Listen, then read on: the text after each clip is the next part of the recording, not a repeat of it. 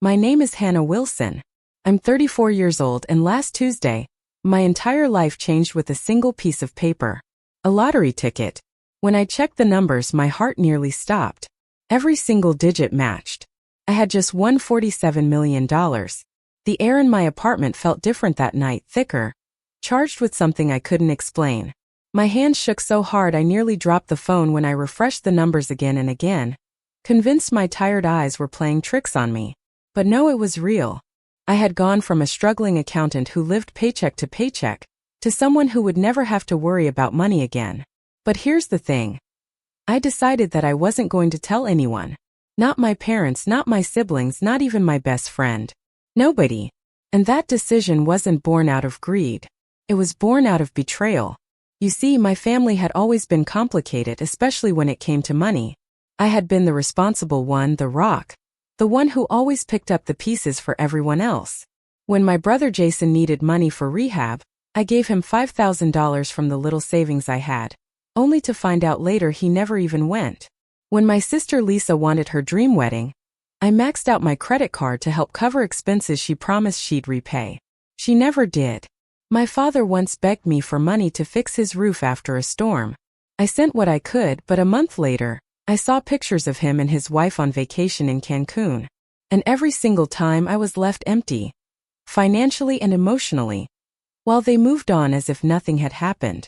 So when I won, my first thought wasn't excitement or celebration. It was silence. Silence so I could finally see people for who they really were. That night, as the city lights flickered outside my small apartment window, I made a choice. I wouldn't tell them. Not yet. I would live as if nothing had changed, because I wanted to know the truth. If I ever revealed my fortune, I wanted to be sure who in my life actually loved me, and who only saw me as an ATM. But something inside me burned for more than just secrecy. I wanted clarity. I wanted proof. And so, an idea formed, dangerous, manipulative, but necessary. I would create a test. I would ask my family for help. Pretend that I was struggling. Pretend that I needed them the way they had always needed me. And in their answers, I would find the truth I had always been too afraid to face. My heart pounded at the thought.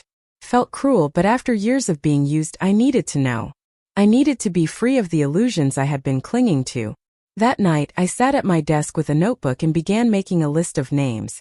My parents, my siblings, my step-parents, my aunts, my cousin. 10 people. 10 people who had taken from me in one way or another. 10 people who would finally show me who they were. And at the very bottom of the list, I wrote one name in shaky handwriting. Aunt Martha. She was the only one who had never asked me for anything. A schoolteacher living paycheck to paycheck. Always kind. Always present. If anyone passed my test, I prayed it would be her. The next morning, I picked up my phone and dialed the first number. My mother. Cassie, is everything okay? You sound upset. I swallowed hard, forcing the tremor into my voice. Mom, something happened. The company shut down suddenly. I lost my job. I don't know how I'm going to make rent next month. Her breath caught. For a moment I heard genuine concern. But then, as I added the final line of my story, that I needed $5,000 to cover expenses, her tone shifted. Defensive. Oh honey. You know Warren and I just bought the lake house. We're stretched thin right now. Have you asked your father? Or maybe Lisa? Paul makes good money. The same script as always. The same excuses. Her solution wasn't to help. It was to push the problem onto someone else. I hung up and wrote down her response in my notebook. Concern without commitment. Polite way of saying not my problem. The next day I met my father for coffee. I told him the same story, watching his expression carefully. He didn't look worried. He looked smug. This is exactly why I always told you to save 6 months of expenses. You didn't listen, and now you expect others to bail you out. Stephanie and I can't afford to touch our retirement funds. This will be a good learning experience for you. No offer of help. No kindness. Just a lecture. When I left the cafe, the winter air hit me like ice, and for a moment I almost broke down. But instead I clenched my fists. Each rejection, each cold word, they were sharpening me, hardening me. I was beginning to see exactly what I needed to see. Lisa was next. I drove to her immaculate suburban home. where she welcomed me with a smile and a latte from her expensive espresso machine. For a while she listened sympathetically, even squeezing my hand in mock comfort. But the moment I mentioned needing $5,000, she froze. "Oh well, this isn't a great time. We just bought a new car and the kids' tuition is due. Paul is really strict about our budget. But let me ask him, maybe we could do a smaller amount." A smaller amount? From someone who lived in a house that cost more than I'd ever earn in a lifetime. My brother Jason didn't even bother with sympathy. After I sent him the story in a text, his reply was short. "That sucks, sis. Tight on money myself. I'll call you later." He never did. And so it went one after another. Stephanie dismissed me. Warren told me coldly I wasn't his responsibility. Aunt Heather accused me of being irresponsible. My cousin Ryan promised to help but disappeared before I could meet him.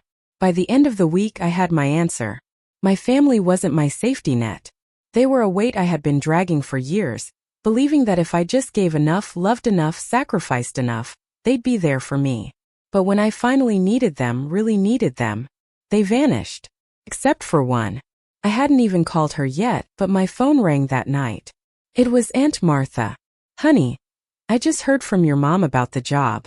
Are you okay?" Her voice was warm, trembling with genuine concern. She hadn't been told the full story, but she reached out anyway. And the next day when we met for lunch, she slid an envelope across the table. "It's $3,000. It's not everything, but it'll help. And if you need a place to stay, my couch is yours." I stared at her in shock. She didn't have $3,000 to spare. She could barely afford her rent. But she had given me almost everything she had without hesitation. Tears blurred my vision. That moment was when I knew who truly loved me, knew who I would fight for, protect, and lift up with everything I had. Because while the rest of my family showed me their greed, Martha showed me her heart. And she had no idea that her kindness had just changed the course of both our lives. My mother picked up on the third ring, the sound of water running and cupboards closing in the background. "Hannah? Is everything okay? You sound off." "I'm sorry to call like this," I said, letting my breath hitch just enough to sound fragile. "The firm, there was an audit, a mess with the partners. They shut us down yesterday. No severance. I've got rent due and a couple medical bills from those tests in May. I wouldn't ask if I had any other option, but I need help. About $5,000. Just to get through the next month while I look." There was a pause that stretched so long I could hear the faucet shut off in the hush that followed. "Oh, honey," she said finally, voice soft, sympathetic, and carefully distant. That's awful. But you know how it is right now. Warren and I just closed on the lake house. Everything's tied up in that and the new deck. Maybe talk to your father? Or Lisa. You know Paul does well."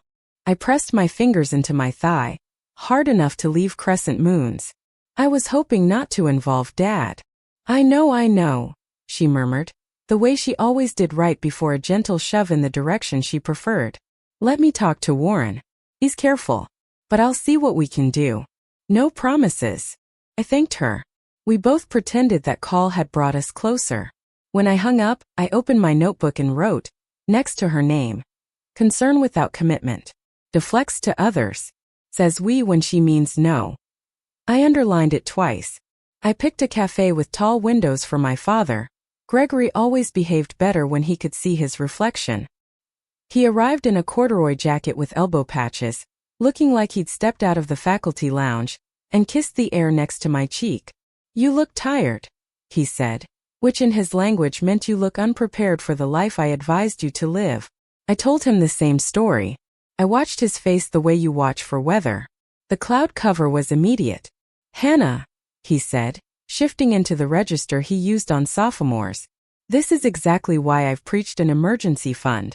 6 months minimum. You can't live one rent payment away from catastrophe. You made choices. Streaming services. That neighborhood. The car you insist on keeping. It's a 10-year-old Corolla," I said, and hated how small it sounded. "I canceled my cable 2 years ago." He waved that off because fax made poor teaching aids. "Stephanie and I have locked our retirement accounts. It would be irresponsible to tap them. You must learn from this. Hit bottom if you must, but learn." He patted my hand like he'd solved me. I held my breath until he left, then wrote, "Lecture. No help. Calls harm a lesson." The coffee had gone cold. I drank it anyway out of spite. Lisa's house smelled like lemon cleaner and a lifestyle blog. She answered the door in matching loungewear, the kind that isn't really for lounging. "Oh my God, you should have texted," she chirped, ushering me past a vase so extravagant it looked like it had an agent. "Paul's golfing, kids are at swim. Do you want a latte? We got the new machine. It uses pods made from volcanic soil or whatever." I told her. "At 5,000. Her face hiccuped. Just for a blink. Then she recovered. "Hana, that is so unfair." She squeezed my hand, perfect nails digging lightly. "But this month it's actually tight. We just did the Audi and the tuition and we're redoing the master. Paul's been strict. Maybe we could do like a smaller amount, or you could come stay here for a bit. The guest room is a mess right now, but we could clear it." I pictured myself in their white-on-white guest room. My life folded small to make space for their comfort. "I'll figure something out," I said, because she'd offered a solution that cost her nothing. On the way out I paused at the wall of family photos. Lisa in white lace, Lisa on a beach, Lisa with babies and balloons. I wondered where I was in any of those frames. In the car I wrote, "Warmth on the surface, ice underneath. Money is Paul's. Help is an overnight bag and gratitude." Jason replied to my text with a read receipt and an hour later. "That sucks. I'm tapped. Call later." He didn't. When I called it went straight to voicemail. The tiny dots that meant typing would appear for seconds and vanish, like he was practicing empathy without the risk of expression. Next to his name, borrowed thousands over years. Ghosts when asked. Invisible spine. Stephanie, my stepmother, didn't put any bows on it. "Hana, this isn't a good time," she said briskly. "Greg and I have our own obligations. Have you considered getting a roommate? And truly, have you looked at your spending? You're always at that Thai place." "I can send you a screenshot of my bank app," I said, heat rising without my permission. "You'll see rent, groceries, car insurance. I haven't had a vacation in 5 years." "This is not about vacations," she said, which is what people say when all their vacations bleed together. "This is about priorities. We can't help." Warren went a step further. "Hana," my stepfather said in the tone of a CEO dismissing a vendor, "I've supported your mother handsomely. You are an adult with an accounting degree. Adjust your choices. This is not my situation to fix." "You're right," I said and wrote, "Considered my need a character flaw. Rewrites family to exclude me where it's convenient." Aunt Heather did what she always did. Turned my life into a cautionary tale for a conversation elsewhere. "I told your father you should have taken that bank job," she said, voice wrapped in silk and disapproval. "Marketing firms are unstable. But of course you know best. Anyway, we're hosting for the equestrian fundraiser, so it's not a good month. Pull yourself up, Hana. We all have to." Later that night Lisa texted, "Heather says you're asking around for handouts? This is not a good look, sis." Heather had beaten me to my own story.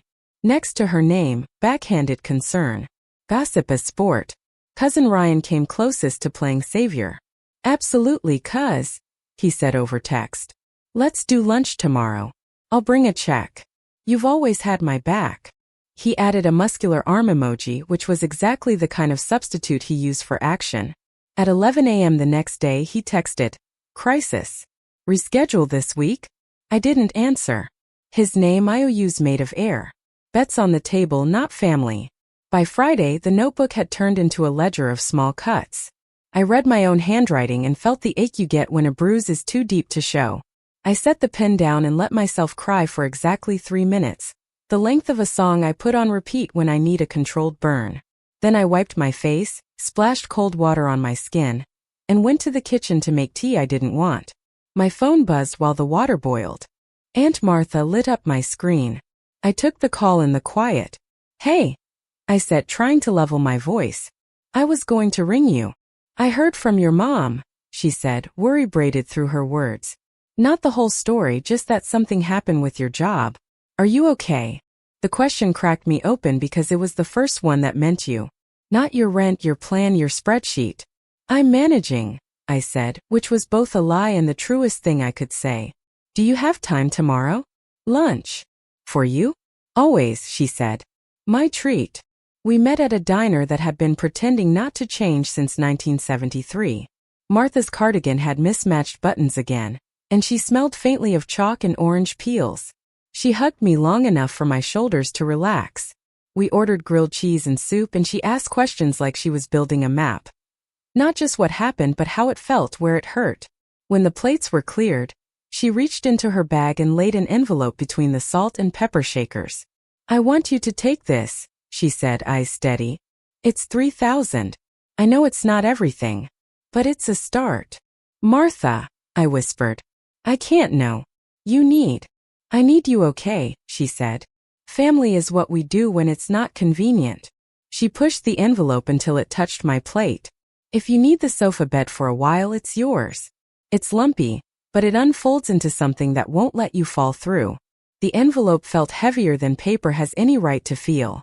I thought about her apartment with the leaning stacks of paperbacks, the Honda that coughed every winter, the insulin pens in her bathroom cabinet, the extra tutoring session she took on to cover what her paycheck refused to. In my notebook, next to her name, I didn't write anything. There wasn't a word that covered the shape of what she'd done. After lunch, we walked 2 blocks in the kind of Portland drizzle that pretends to be air. She slipped her arm through mine, and for a second I was 8 again, at the book fair she'd taken me to when my mother forgot. At my door she said, You're going to be okay, hon. I know things. One of them is you. When she left, I locked the door and put the envelope on my kitchen table. I made tea I would drink this time. I stared at the money like a confession. It was not the amount.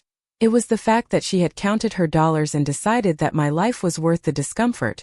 Without a speech, a ledger, a reminder of a favor banked long ago. My phone lit up again. A message from Lisa. Paul says we could maybe do $300 if you need it. Also, Heather is concerned you're spiraling. Can we chat later? A message from my father. Your aunt tells me you've asked multiple people for loans. This is not how adults handle challenges. And from my mother, a voice memo that began with, I don't want you to feel ganged up on, but... I set the phone face down on the table and let the new quiet spill into the apartment. If gratitude has a sound, it is the absence of everyone else's noise. I walked to my bedroom, took the small fireproof box down from the closet shelf, and opened it with the key I kept hidden behind a spine-cracked copy of a book Martha had given me in high school. Inside, the ticket in its protective sleeve, copies of the trust documents Philip had drafted, notes from our meetings in a tidy folder. I hadn't lied to myself about why I'd kept the secret, fear yes, but looking at those papers I understood I'd been asking a different question all week. Who am I safe with? I put the lottery documents back, closed the lid, and carried the envelope from Martha into the bedroom. I slid it into the box and locked it there like a relic, like a promise I wanted to keep sacred. Not because I needed the cash, but because I needed what it represented to stay untouched by all the other hands that had reached for me with strings attached. I texted Charlotte. You were right. It hurts. But I see things now I couldn't before. She replied almost immediately. I don't like it. But I'm here. Wine. Tomorrow, I wrote. Tonight I just need quiet. I stood at the window and watched the streetlights blink themselves awake. In another life, one in which I had announced my windfall and watched the world reshape itself around me, this evening would have been a parade of congratulations and proximity. My phone would have become a slot machine. There would have been dinners I paid for under the guise of gratitude, laughter that sounded like coins, suggestions that sounded like orders. Instead, a diner, grilled cheese, an envelope heavy with someone else's sacrifice, and the clean, sharp truth of it all. The experiment had done what experiments should. Removed the variables, yielded data, forced me to look. I thought of my mother's careful we, my father's patrician lessons, Lisa's latte and guest room, Jason's vanishing act, Heather's gossip, Ryan's promises with calves and biceps, Stephanie's budgeting lecture and Warren's corporate shrug. Then I thought of Martha's mismatched buttons and steady eyes. I could have called Philip that moment and told him to prepare the first transfer for a trust in her name.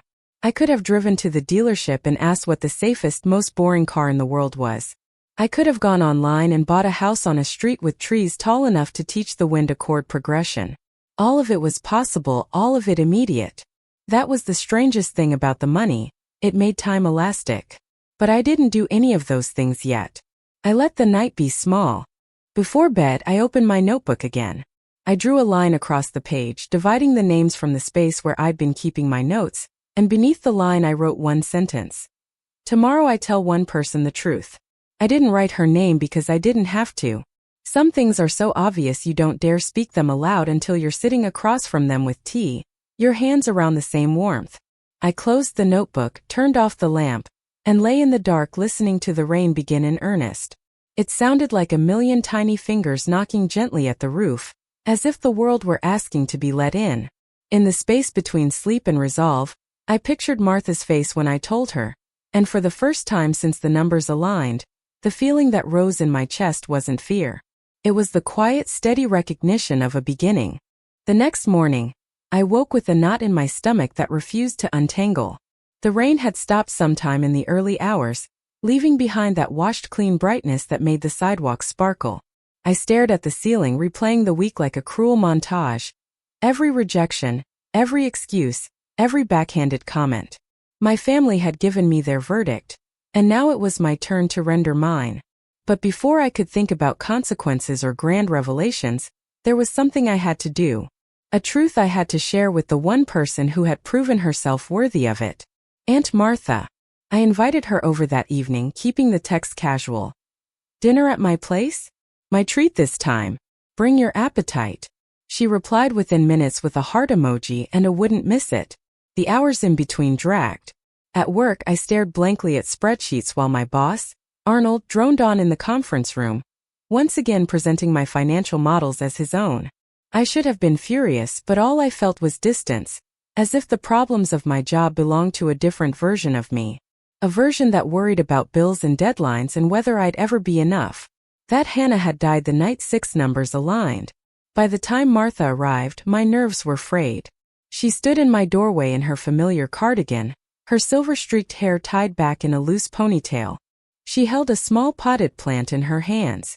For your balcony, she said with a smile. It likes the shade. I hugged her tightly, breathing in the familiar scent of lavender and chalk dust that clung to her clothes. For the first time all week, the weight on my chest lifted. We ate stir-fry at my tiny kitchen table, laughing about the time she had taken me to the state fair when I was 11, and I'd insisted on riding the Ferris wheel 3 times in a row until we both felt sick. She asked about my job search again, her brow furrowed in genuine worry, and I realized I couldn't keep lying. Not to her. Martha, I said softly, setting my fork down. There's something I need to tell you. And before I do, I want you to know, I trust you more than anyone else in this family. She looked at me with calm curiosity, her hands folded around her glass of water. Go on, honey. I took a deep breath. I didn't lose my job. That was part of a test. A way to see who in this family would actually help me if I needed it. Her eyes didn't widen in shock. She didn't scold me. She just tilted her head listening. And the truth is, I continued, my voice shaking, I won the lottery. $47 million. After taxes, about $28 million. And I didn't tell anyone. Not Mom, not Dad, not Lisa or Jason. You're the first to know. For a long moment, the only sound was the hum of my refrigerator. Then Martha reached across the table, placed her hand gently on mine and whispered, Oh, Hana. There was no greed in her eyes, no calculation. Just love. Why me? She asked after a pause. Because you showed me who you are. I said, tears threatening to spill. You gave me $3,000. Money you didn't have. Just because you thought I needed it. You offered me your couch. You were the only one who didn't hesitate. And I realized, you're the only family I can really trust. Her lips trembled, but she smiled. Honey, I didn't do that because I expected anything back. I did it because that's what family is supposed to do. And now, she shook her head, laughing softly. Now you're telling me you're a millionaire. A multimillionaire. I corrected, my voice breaking into a shaky laugh. She squeezed my hand. Well, I don't need your money. What I need is to know you're happy, safe, and finally treated the way you deserve to be. But I couldn't let it go at that. Martha, I'm going to take care of you. Your health, your retirement, everything. You don't get to argue with me. I've already spoken to a lawyer about setting up a trust in your name. You won't have to worry about bills or tutoring extra hours just to pay for medication. I want to buy you a home.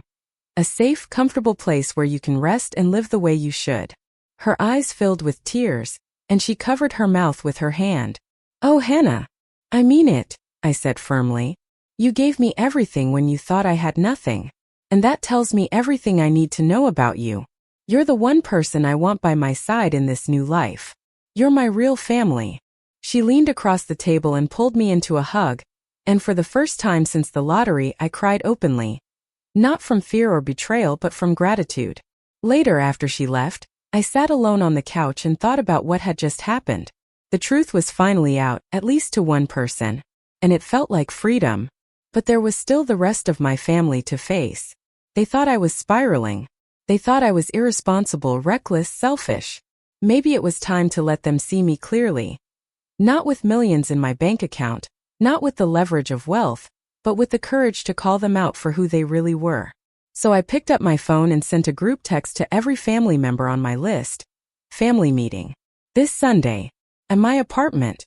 Important." As the replies trickled in, some curious, some suspicious, some dismissive, I leaned back against the couch and smiled. For the first time in my life, I wasn't afraid of what they thought, because I already knew the truth. And I was ready to say it out loud. Sunday arrived with a heaviness in the air, like the sky itself knew there was a storm coming. I cleaned my apartment 3 times over, pacing between the rooms as if wiping counters and rearranging chairs would somehow prepare me for what I was about to do. By the time the first knock rattled my door, my hands were trembling, not from fear of them, but from the anticipation of finally saying what I had swallowed for decades.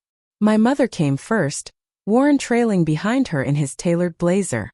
She glanced around my modest living room, lips pursed, as though she had expected something more glamorous, something that matched the gossip she'd been spreading about me, asking everyone for handouts.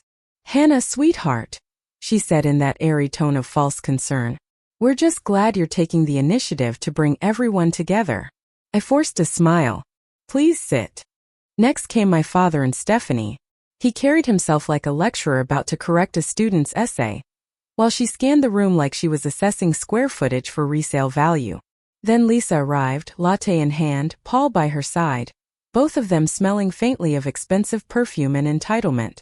Jason stumbled in last, hair messy, reeking of stale beer, pretending he hadn't ignored me all week. Aunt Heather followed, already frowning, and behind her Ryan with the false grin of someone who thought charm would cover everything.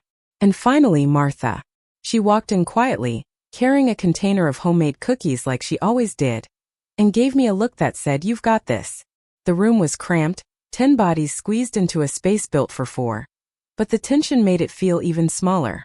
I stood in front of them, my heart pounding in my chest, and took a deep breath. "Thank you all for coming."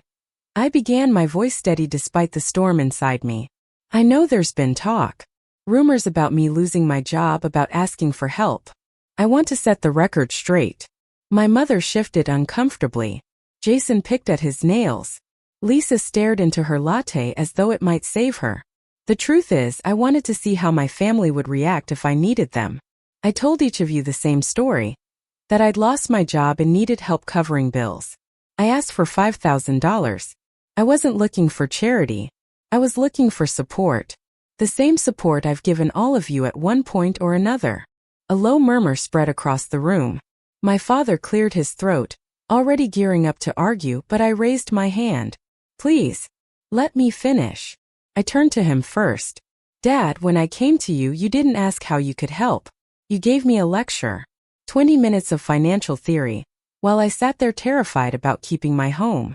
You've always been quick to criticize, but never quick to show up when it matters." He opened his mouth, but Stephanie put a manicured hand on his arm, whispering, "Don't." I faced Lisa next. "You have a beautiful home, 2 cars, kids in private school, a bathroom renovation that costs more than my yearly salary. And when I asked for help, you said it was a bad time." "A bad time, Lisa. I helped pay for your wedding when I couldn't afford groceries. I didn't say it was a bad time then." Her cheeks flushed pink. "Paul and I have a budget." I cut her off. "And in your budget, I don't exist. That's the truth." Jason wouldn't even look at me. "And you," I said, my voice sharper now. Years of bailing you out. Rent, rehab, failed job after failed job. You disappeared the second I needed something from you. You didn't even bother to call me back. But when it's you in trouble, I'm always expected to answer. He shifted uncomfortably, muttering, I didn't have anything to give. You had a phone, I snapped. A call costs nothing. But you couldn't even give me that. Heather crossed her arms, her face pinched with disdain. This all sounds manipulative, Hannah. Family isn't about tests. No, Heather, I said, locking eyes with her. Family isn't about gossip either. But the minute I confided in Lisa, you turned it into entertainment. You've always been quick to tear me down, to tell me what I should have done differently, but you've never once stood up for me when it mattered. Her lips thinned, but she said nothing. I looked around the room, my chest heaving. Every one of you has taken from me. Money, time, emotional labor. I have shown up for this family again and again, only to be met with excuses when I needed help. You didn't fail a test. You revealed yourselves. You showed me exactly where I stand in your lives. And now I see it clearly. Silence. Heavy, awkward, suffocating silence. Finally, my father spoke, his voice stern. Hannah, this behavior is unbecoming. You sound ungrateful. We all have our own responsibilities. Ungrateful. I laughed bitterly. I emptied my savings for Jason's rehab that never happened. I maxed out my credit card for Lisa's wedding. I sent money to fix your roof, only to see you vacationing in Cancun a month later. And you call me ungrateful? No. I'm done carrying the weight of a family that only shows up when there's something to take. Their faces told me everything. Anger. Embarrassment. Shame disguised as judgment. And then in the corner, Martha's voice broke the silence. Soft, steady, unwavering. She's right. Every head turned toward her. She stood slowly, smoothing her cardigan. I watched all of you turn your backs when Hannah asked for help. I listened to the excuses. And I couldn't believe it. She's given each of you more than she ever had herself. And when she needed you, you left her standing alone. That's not family. That's selfishness. Her words landed like a hammer, shattering the fragile illusions still clinging to the room. I felt my throat tighten with gratitude.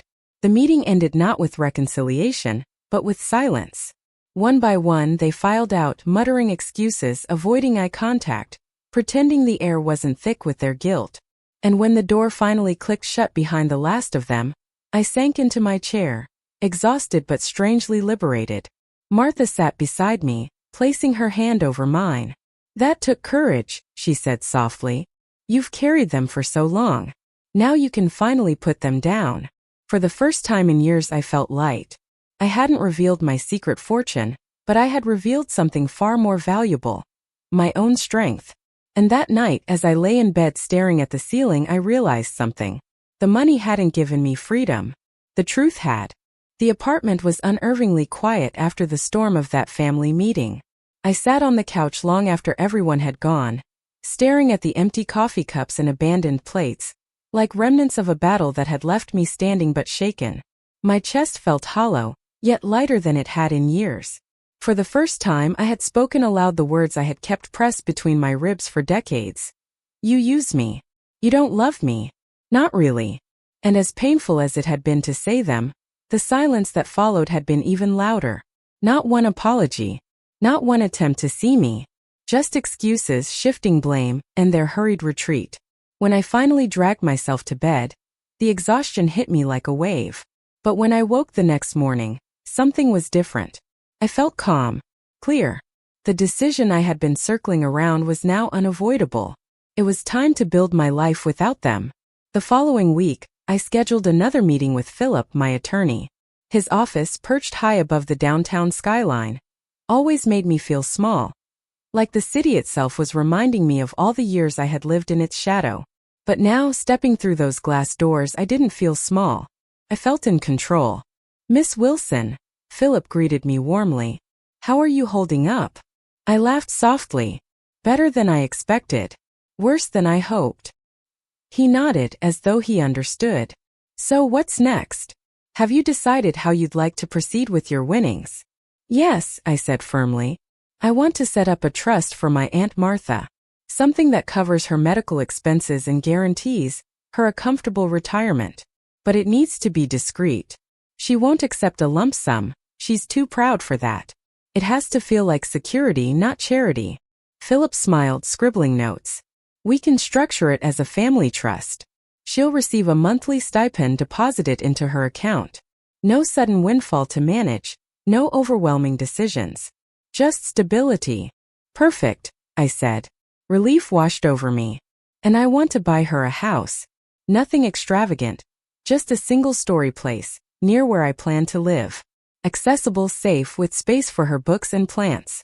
We'll start scouting properties discreetly, he said. I'll connect you with a realtor we trust. For the next hour we mapped out the details. Investments, charitable foundations, the nonprofit I had been dreaming of building. As the plans took shape, the weight of secrecy began to feel less like a burden and more like a shield. My family would never know. Not now, maybe not ever. And that was exactly how it needed to be. When I left Philip's office, I stood on the sidewalk for a long moment, watching strangers rush by, their umbrellas bobbing in the drizzle. None of them knew that a woman with millions in her bank account stood among them. None of them cared. And strangely, that anonymity felt like freedom. That night, I invited Martha over again. She shuffled in carrying another potted plant, this one a small fern. Your balcony is turning into a forest, she teased, setting it down beside the others. I poured us tea and handed her the cookies she'd baked me last time, now warmed in the oven. Martha, I began, my voice trembling with emotion. I've been thinking about what you said. About family. About how money reveals who people really are. She nodded softly, sipping her tea. It does. But it also reveals who we are, Hana. How we use it, what we do with it, that matters even more. I leaned forward, unable to contain it any longer. I've set up a trust for you. It'll cover your expenses, your medical bills, everything. And I'm buying you a house nearby. Somewhere safe, comfortable. You'll never have to worry about tutoring extra hours or stretching your paycheck again. Her eyes widened, shimmering with tears. Oh, Hana, you can't argue with me, I said, my voice breaking. This isn't charity. This is gratitude. This is love. You've been my family when no one else was. Please let me do this for you. She pressed a trembling hand to her mouth. For a long moment she couldn't speak. Then finally, in a whisper, she said, No one's ever taken care of me like that. Not even Robert when we were married. I don't know what to say. Say yes, I said softly. Her tears spilled over as she reached across the table, taking my hands in hers. Yes. The relief that washed through me was so overwhelming I nearly sobbed. That night, as I watched her walk home under the streetlights, I realized something. For the first time, my money had built something real. Not guilt. Not obligation. Not resentment. But safety. Love. A future. The rest of the family could stew in their excuses and gossip. They would never know the truth. Never taste the life they had thrown away with their indifference. But Martha would. And that was enough. Still, the storm wasn't over. If anything, it was just beginning. Because while I was quietly building a future with the only person who had shown me loyalty, the rest of my family wasn't done with me. They thought I was desperate. They thought I was spiraling. And soon they would prove, without realizing it, just how deep their betrayal really went. And when they did, I would be ready. It didn't take long for the whispers to reach me. Families like mine never let anything stay private for long. By Monday morning, I had 3 missed calls from Charlotte, who left a single text. Your mom's been talking. Call me. When I did, her voice was tight with anger. Hana. She told everyone at her book club that you're broke. Said you've been begging around the family for money. She even implied you're not stable. I closed my eyes, pinching the bridge of my nose. Of course, they couldn't help me when I asked, but they could certainly paint me as a cautionary tale. That's fine, I said, though my chest burned. Let them talk. Fine? Hana, they're making you sound like some kind of failure. People are going to believe it. I sighed. Good. Let them. If they're so eager to believe the worst of me, that's all I need to know. But the truth was, it did hurt. Not the lies themselves, but how quickly they spread. How eagerly my family turned my vulnerability into gossip. Everywhere I went, I felt the sting of it. The pitying glances from neighbors, the clipped tone of a coworker who asked if I was doing okay. The story had legs and it was sprinting. At work, Arnold took the opportunity to condescend even more than usual. After a meeting, he pulled me aside with his fake fatherly concern. If things are difficult at home, Hana, maybe you should take a step back from client-facing projects. Focus on the smaller accounts. Less stress for you, less liability for us. Less liability. That was all I was to him, a potential risk. I swallowed my fury and nodded, knowing I wasn't going to be there much longer anyway. But the gossip reached its peak 2 weeks later. Lisa threw a lavish birthday party for one of her kids. Catered food, a bouncy castle, the works. Of course I wasn't invited. But photos made their way to me anyway. In one, Lisa posed with a glass of champagne, the caption reading, "Some of us take care of our responsibilities instead of begging for handouts." My stomach twisted as I scrolled. She hadn't even tried to be subtle. It was aimed directly at me. And yet, I didn't feel the devastation I thought I would. Instead, I felt a strange, calm fire. If this was how they wanted to paint me, let them. The truth was mine to hold, and theirs to choke on when the time came. So while they whispered, I worked. Philip and I finalized the truss for Martha, and I took her to see a small craftsman-style house just a few blocks from my apartment. It had wide doorways, a garden in the back, and a sunlit living room that smelled faintly of cedar. Martha walked through the rooms with tears in her eyes, touching the walls like they were sacred. "Hana," she whispered, her voice breaking, "this feels like a dream." "It's yours," I said simply. "No more worrying about rent hikes or landlords who don't fix the heat. This is your home now." She hugged me so tightly I could hardly breathe. That hug was worth more than every fake smile, every forced thank you I had ever received from the rest of my family combined. At the same time, I quietly began laying the groundwork for my nonprofit. I filed the paperwork, secured the initial funding, and started reaching out to contacts who could help me recruit staff. The mission was simple but powerful. Support elderly people living alone, people like Martha, who gave so much and received so little in return. Charlotte agreed to come on board as outreach coordinator. "If this means I can get out of 12-hour nursing shifts, I'm in," she joked. But I knew the truth. She believed in it and she believed in me. And while my family thought I was scraping by, I was building something real, something lasting. They thought I was weak. They thought I was collapsing. But in reality, I was preparing my comeback in silence. The irony was almost poetic. Still, there were moments when their cruelty stung. One evening, Jason finally called, not to check on me, but to ask for money.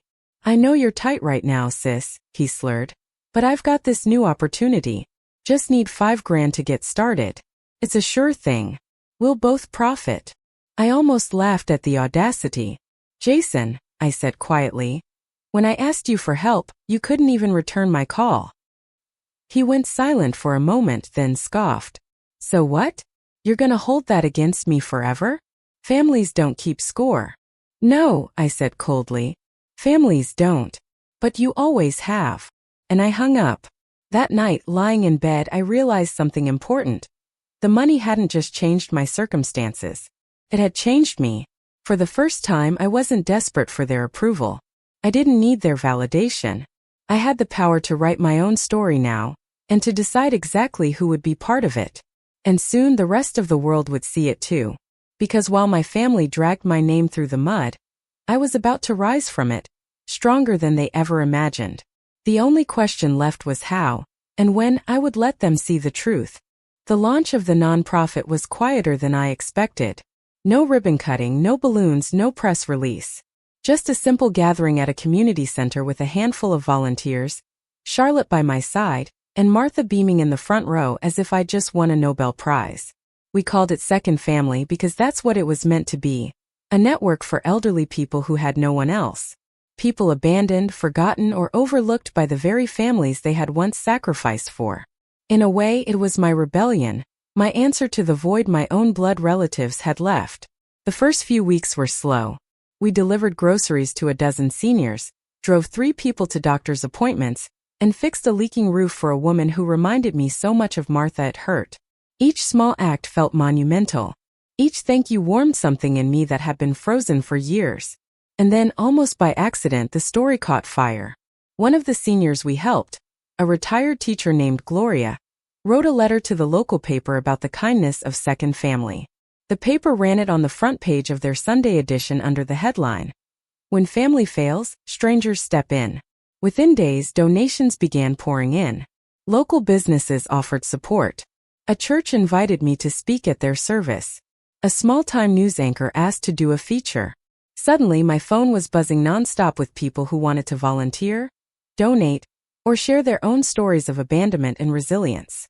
And for the first time, I wasn't invisible. Charlotte and I worked 14-hour days, scrambling to keep up with the demand.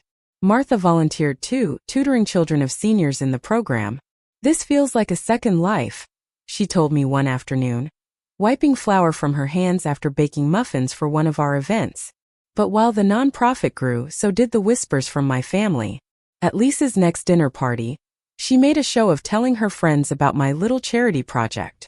Someone who had been there relayed it to me later. She said it was sweet you were trying to help people, but she wondered how long it would last before you burned out. Apparently you're still begging for support. I laughed bitterly when I heard it. Begging?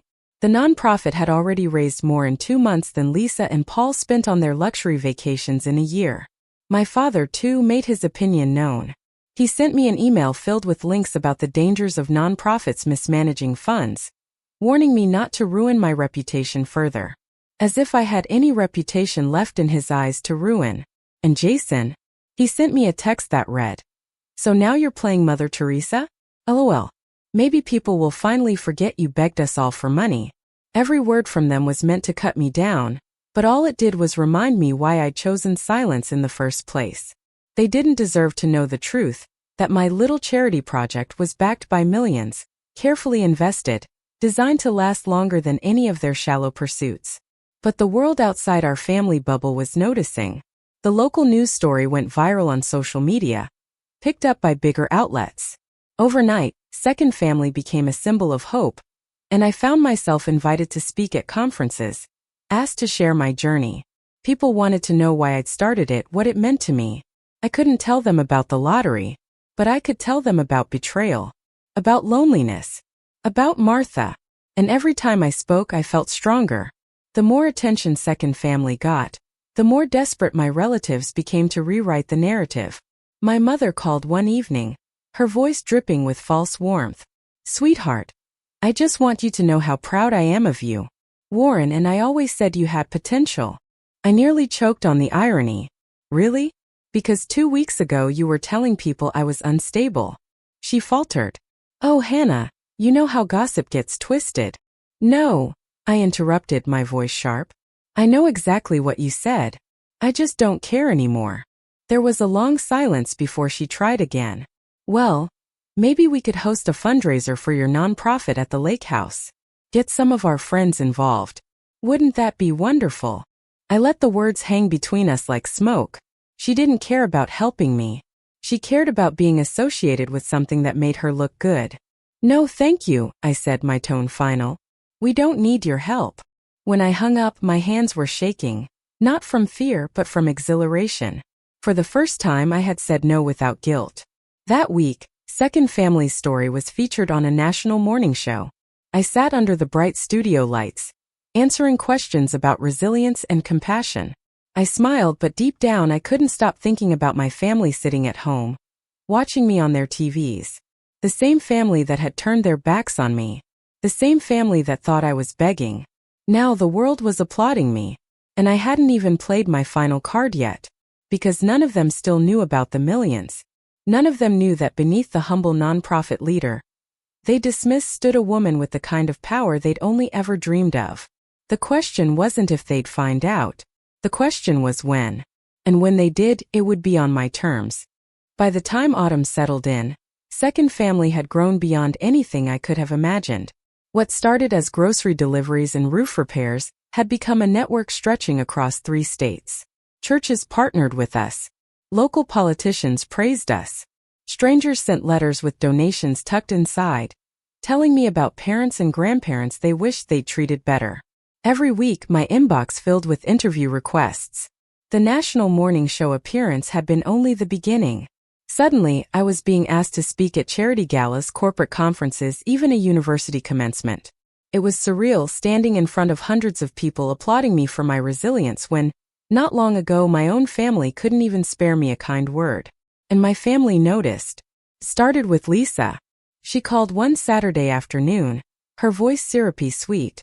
"Hannah, I saw you on TV again. Oh my gosh, you looked amazing. Paul and I were saying how proud we are. You've really come into your own." I closed my eyes, gripping the phone tighter. Proud? From the same sister who had told her friends I was begging for handouts? "What do you want, Lisa?" I asked flatly. She laughed nervously. "What do you mean?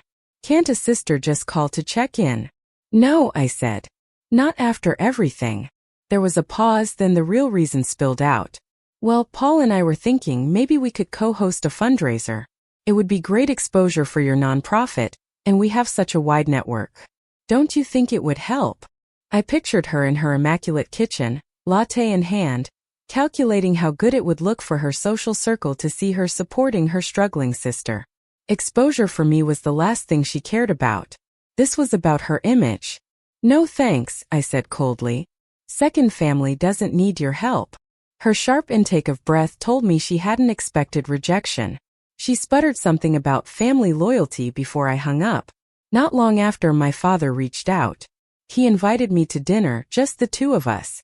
Against my better judgment, I went. The restaurant was expensive, white tablecloths and soft piano music. He greeted me with a hug that felt rehearsed. "Hannah, you've really made something of yourself. Stephanie and I are impressed." I raised an eyebrow.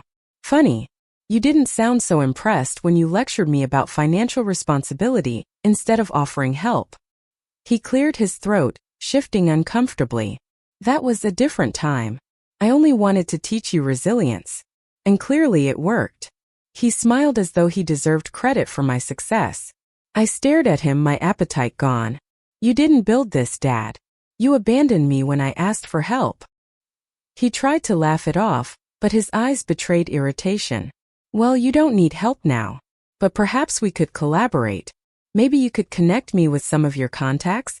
I'd like to offer seminars about financial literacy through your nonprofit. It would be good for your reputation. Good for mine too." There it was. The real ask. "I'll think about it." I lied, knowing I never would. When I got home, Martha was waiting for me with tea. I sank into the couch, exhausted. "They're circling, aren't they?" she asked quietly. "Yes," I whispered. "Like vultures who smell a carcass. Except I'm not the one dying." She smiled sadly. "You have something they want, Hannah. Recognition. Respect. Maybe even love. But don't forget, you had all of that inside you before the money. The rest of them are just catching up to what I already knew." Her words steadied me. But I knew the storm was only building. Because the more visible I became, the more desperate they grew. I received texts from Jason, suddenly apologetic. "Sis, I know I let you down. But maybe we can start fresh? I could help with the nonprofit.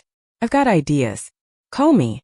Even Aunt Heather, who had never spoken a kind word about me in her life, left a voicemail dripping with false sincerity. "Darling, I always knew you'd shine. You get that from our side of the family, of course. Let's do lunch soon. I'd love to introduce you to some people who could elevate your cause." Each attempt felt like another performance, another audition for a role in my life they thought they could reclaim. But I wasn't that desperate, needy girl anymore. I wasn't the one begging for scraps of affection. I was the one holding the script now, deciding who stayed in the play and who was cut from the cast. And deep down I knew it was almost time. Almost time to stop letting them believe I was just a lucky nonprofit founder. Almost time to show them the full truth, that while they turned their backs on me, I had built an empire. That the millions they would have killed to get their hands on were never theirs to touch. That their betrayal had cost them everything. The thought of their faces when I revealed it carried me to sleep that night. And for the first time in my life I dreamed of revenge, not the kind that destroys but the kind that liberates. The idea came to me late one night, sitting at my desk surrounded by stacks of letters from strangers thanking Second Family for changing their lives. Some enclosed checks, others handmade cards. One man had even sent a photo of his mother smiling with groceries we had delivered. It struck me then, my real family wasn't the one I shared blood with. It was the one I was building. And that realization gave me the courage to plan the reveal. It wouldn't be petty, whispered in anger during a phone call. It wouldn't be a slip of the tongue at a holiday dinner. No, I wanted them to see the truth in a way they could never twist, never rewrite as gossip. They needed to face it together. So I invited them all to dinner. I framed it carefully in the group message. Second family is hosting a small fundraising dinner. I'd love for you all to be there to support me. It'll be at a private dining room downtown this Saturday night. Dress nicely, it's a special occasion. The responses trickled in exactly as I expected. Lisa replied within minutes, gushing about how proud she was and promising to bring Paul. My mother sent a clip, of course, honey. My father responded with an overly formal Stephanie, and I will attend. Even Jason wrote back, pretending at sincerity. Wouldn't miss it, sis. Heather and Ryan didn't even bother with pretense. They asked if they could bring guests. I told them no. On Saturday, the restaurant's private room was aglow with candles and soft music. I had spared no expense, not because I needed to impress them, but because I wanted them to feel the weight of what they were about to witness. A catered 3-course meal, wine poured by attentive servers, linen tablecloths. I watched their faces as they entered, saw the flicker of awe they tried to hide. Wow, Hana, Lisa whispered, her eyes sweeping the room. This looks expensive. It is, I said simply, and took my seat at the head of the table. The first course passed in polite conversation. My father asked about the nonprofit in that patronizing tone that suggested he already knew more than I did. Heather boasted about her country club friends, clearly expecting me to beg for introductions. Jason cracked jokes, trying to keep the mood light. But as dessert plates were cleared, I stood. My heart was steady, my voice calm. I invited you here tonight, I began, because I wanted to tell you the truth. For months now you've believed a story about me that I was desperate, unstable, begging for help. And I let you believe it because I needed to see how you would respond. Murmurs rippled around the table. When I came to you, I told you I had lost my job. I told you I needed $5,000 to survive. Every one of you knows how you answered. Some of you ignored me. Some of you judged me. Some of you gossiped behind my back. Only one person here reached into her own pockets and gave me what she could, even though she had the least to spare. My eyes found Martha. She sat quietly, tears shining in her eyes. That was my test. I continued, my voice sharper now. And most of you failed. But what none of you knew is that while you turned your backs, I was sitting on something life-changing. I let the silence stretch before I said it. I won the lottery. $47 million. After taxes, 28. And I didn't tell any of you because I needed to know who deserved to know. Who would stand with me when I had nothing? The room erupted. My mother gasped, clutching Warren's arm. Lisa's jaw dropped, her spoon clattering against her plate. Jason actually stood, his chair scraping loudly against the floor. You're joking, my father stammered. I looked him dead in the eyes. I'm not. I've had millions in my account for months. And while you were too busy judging me, gossiping about me, dismissing me, I was building something real. Second Family isn't just a nonprofit. It's my legacy. Funded by me. Sustained by me. Protected from all of you. Lisa's face flushed red. Why wouldn't you tell us? We're your family. No, I interrupted, my voice cutting like glass. Your blood. But family? Family shows up. Family doesn't turn their back when you need help. Martha is my family. Charlotte is my family. The senior Second Family supports, they're my family. The rest of you. I gestured around the table. You made your choice. Jason tried to speak, his voice desperate. Sis, come on, I slammed my hand on the table. You were just using me like you always have. Don't you dare pretend otherwise. The silence that followed was suffocating. Finally I softened, turning back to Martha. You gave me everything when you thought I had nothing. And that's why you'll never need to worry again. The trust is already set up. The house is yours. You are the only one at this table who deserves to share in this new life. Her tears spilled freely as she whispered, Oh, Hana. The rest of them sat in stunned silence, faces pale, pride wounded. They looked less like family now and more like strangers caught in a crime they didn't realize had been witnessed. I leaned forward, my voice low but firm. This dinner isn't about reconciliation. It's about closure. I wanted you all to see the truth with your own eyes. That the girl you dismissed as irresponsible, desperate, and unworthy turned out to be stronger, wealthier, and freer than any of you ever imagined. And none of you had a part in it. I set my napkin on the table. So enjoy your meal. It's the last thing you'll ever get from me. Then I walked out, leaving them stunned in the glow of the candles, their forks hovering uselessly over plates gone cold. For the first time in my life I felt untouchable. And as I stepped into the cool night air I smiled, because revenge didn't have to be loud. Sometimes the quiet truth was enough to burn the world down. A year later my life looked nothing like the woman who once sat in a cramped apartment, clipping coupons and wondering if she could afford dinner with a friend. The house I bought wasn't a mansion. It wasn't dripping in gold or screaming wealth. It was a quiet place on a tree-lined street, with a garden that filled with lavender every spring. 3 blocks away, Martha lived in her cozy Craftsman, with her books stacked in every corner and sunlight streaming through the windows she never thought she'd own. I walked there most evenings for dinner, carrying wine while she carried stories. Second Family had grown into a movement. We had chapters in 5 states now, hundreds of volunteers, and a waiting list of seniors desperate for help. Reporters called me the woman who turned betrayal into hope. They didn't know the whole story, of course. They didn't know about the ticket or the secret test I'd run on my family. But maybe they didn't need to. The truth that mattered was in the lives we were saving, the companionship we were restoring, the dignity we were giving back to people who had been forgotten. Charlotte thrived as outreach coordinator, her nursing background making her indispensable. She teased me often. "You've gone from bean counter to world changer, Hana." Who knew? But her pride was real and it steadied me. As for my family, they never forgave me. Not because of what I said at that dinner, but because of what I revealed. The truth made them furious, not at themselves but at me, for proving them wrong. Lisa sent me a long email weeks later, accusing me of humiliating her and claiming I had deprived her children of opportunities by not sharing my winnings. My father tried to rationalize it away, saying I had been unfair to test them.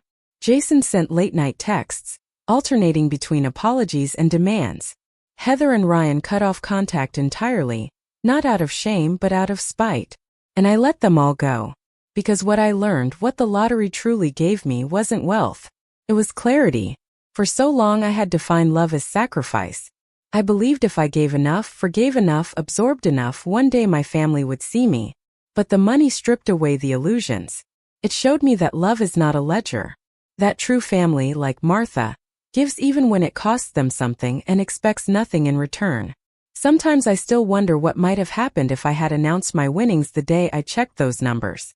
I imagine the phone calls, the sudden affection, the plans they would have made for my money. And I realize Martha was right that evening at my table. I would never have known what was real. Their love would have been tangled with greed. Now I live with the freedom of knowing. It hurt, yes, but it freed me. One afternoon, as Martha and I sat on her porch watching the sun dip low, she turned to me and said, "Do you ever regret it? Not telling them sooner? Not sharing more?" I thought for a long moment, the air heavy with the scent of cut grass.